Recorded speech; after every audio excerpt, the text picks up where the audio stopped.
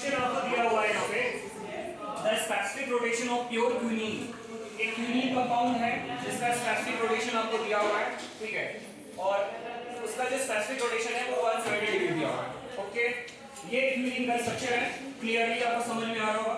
इसमें पहला क्वेश्चन आपसे पूछा था identify all the carbons in quinine.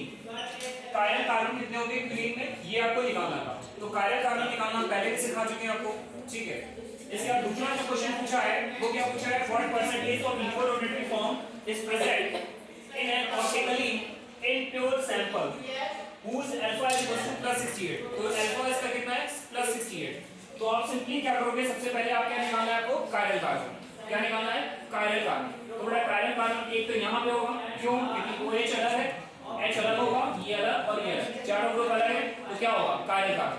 बड़ा कायरल कार्बन क्या होता है, जिसमें sp3 हाइब्रिडाइज्ड एटम हो और चारों क्या होने चाहिए, तो अलग अलग होने चाहिए ना, चारों ग्रुप क्या होने चाहिए अलग अलग, तो वो क्या होगा कायरल।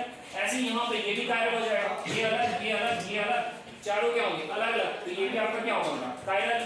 इसके बाद ये वाला, ये भी आपका अलग है, ये अलग है, ये अलग है, और एक H होगा, तो चारों अलग हो जाएंगे, तो ये भी आपका क्या होगा कायरल।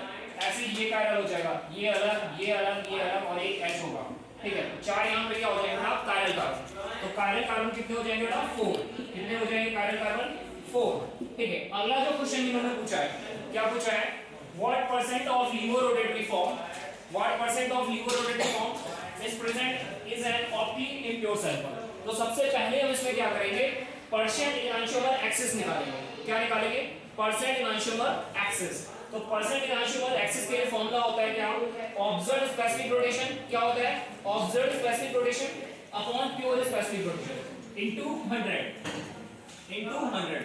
यहाँ पे स्पेस नहीं है थोड़ा, इनटू क्या होता है 100 होता है, ठीक है।